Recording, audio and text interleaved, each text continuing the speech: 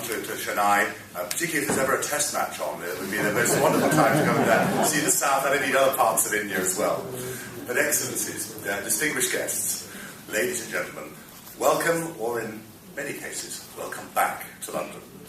More specifically, welcome to my home patch, because you're in the constituency of the cities of London and Westminster, which I have been privileged to serve as a member of the British Parliament for these past 16 years.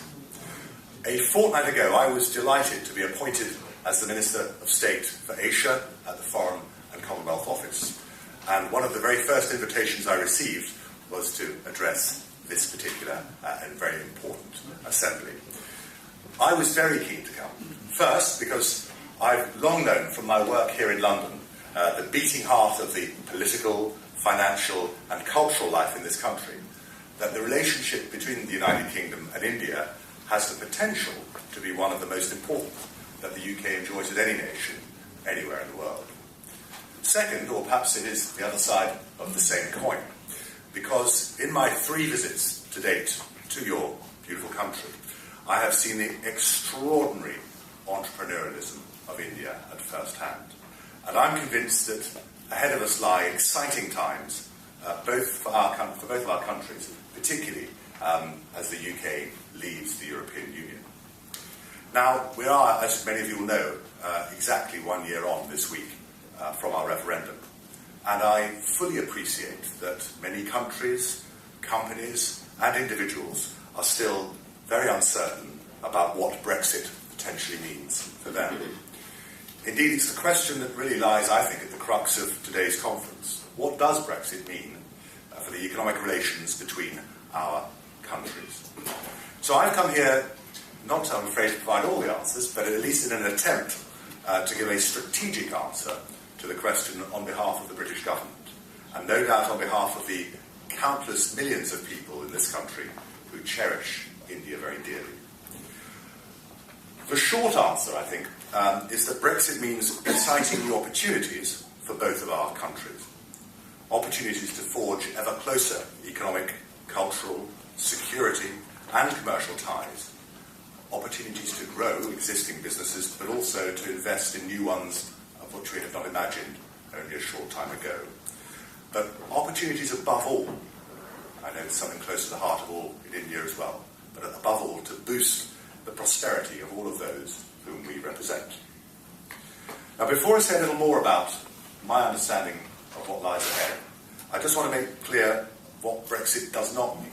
It doesn't mean that the United Kingdom is going to be turning in on itself, turning its back on the world, or becoming protectionist. Quite the reverse. This nation is, and always will be, internationalist, outward-facing, and welcoming of new people and new ideas. We are a permanent member of the UN Security Council. We remain, and I hope will continue to do, an influential member of NATO, the G7, the G20, and of course the Commonwealth, and a very determined champion of free trade across the globe. Our international partnerships, diplomatic, commercial, economic, strategic, scientific, military, cultural, all of these are partnerships that are absolutely fundamental in advancing the prosperity and security of people here in the UK and across the world. So I'm optimistic and confident about our future and the new opportunities that leaving the EU presents for us. It's not going to be an easy process. You will no doubt have read, and will read, I suspect, for much of the next 18 months or so, headlines in the newspapers about some of the different strategies that are being presented. But it is going to be an important process that will hopefully ensure that we will work together with our most important partners going forward. And one of those key partners, needless to say, is India. Now, the relationship between the UK and India matters, to my mind, now more than ever, to both of our countries.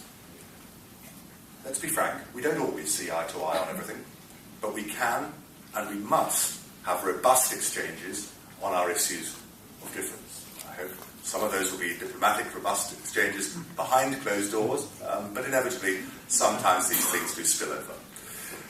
But that, I think, is what having a mature and resilient relationship is all about. Prime Minister Modi has described it as an unbeatable combination, And it was not by chance that our own Prime Minister, Theresa May's first visit outside Europe upon taking office last July was to India. I know that some of you here met her whilst she was there. So this enduring partnership between our two nations also matters to a wider world.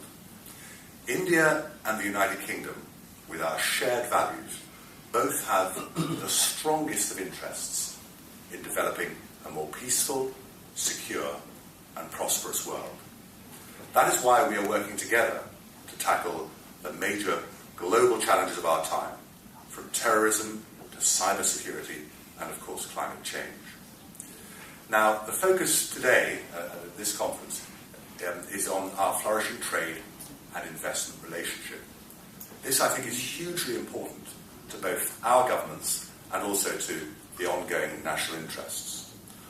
All of us in this room are used to discussing trade in terms of the bottom line of balance sheets, budgets and big numbers. However, the real bottom line, I think, for politicians and ordinary people is the positive impact that trade has on people's lives. I should perhaps say as an aside, unlike many people in politics, my own background has been a business background. I trained briefly as a lawyer, but then I was a businessman for 7 or 8 years, small business, set up on my own, ended up having a dozen staff. And so I have a great passion for that strong entrepreneurial spirit that is an important part of driving business. I suspect my business, even in British terms, wouldn't have been big enough to be in the CBI. Maybe it would have been if I'd been able to stay there a little bit longer and the lure of politics hadn't been there. But please rest assured that when we talk about business in the United Kingdom, we do feel a strong passion. And there are some of us in Parliament who understand the very important strains that are there to try and ensure that we don't have too much bureaucracy getting in the way of making sure that the business can thrive on the global stage. And I think we can see evidence of that already. Here in the UK, more than 100,000 people owe their jobs to Indian companies, which are, as you know, the second largest international employers. They make, and I know will continue to make, a huge contribution to our economy and prosperity in the years to come. Overall, India is our third largest investor. And in turn, the UK is one of the top 4 investors in India, and British companies bring immense benefits to the Indian economy, whether it's technology and innovation, capital and know-how.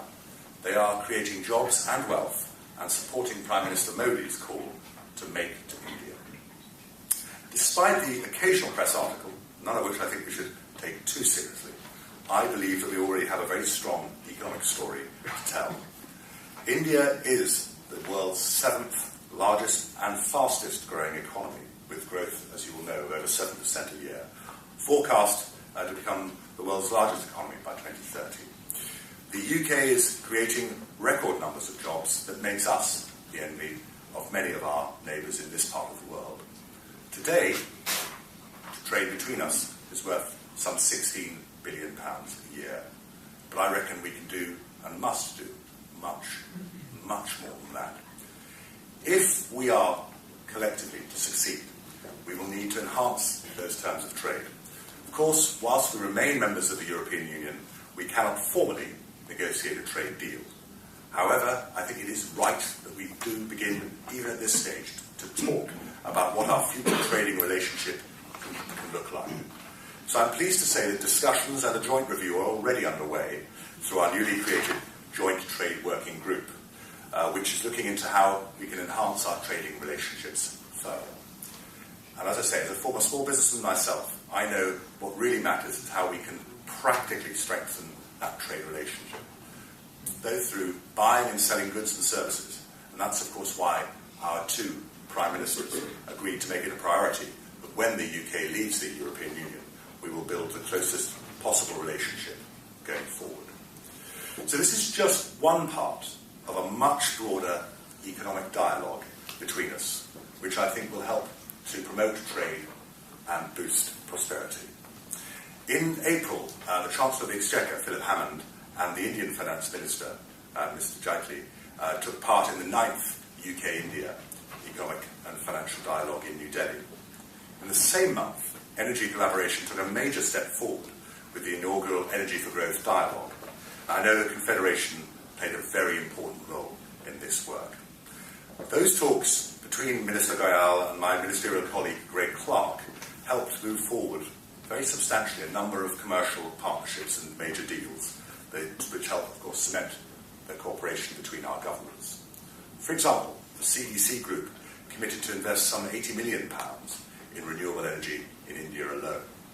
The UK government has announced up to £20 million of additional funding for further energy collaboration. And soon after those talks, only a few weeks ago, BP and Reliance confirmed they would be moving ahead with a $6 million partnership in the R-series deep-water gas fields off the east coast of India. I know that's a tremendous opportunity that I think we will hear much more of in the years and decades to come.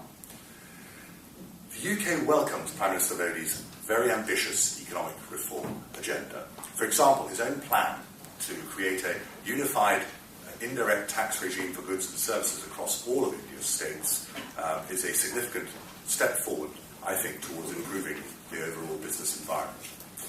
We, I hope, are doing our little bit to support India's continued economic transformation.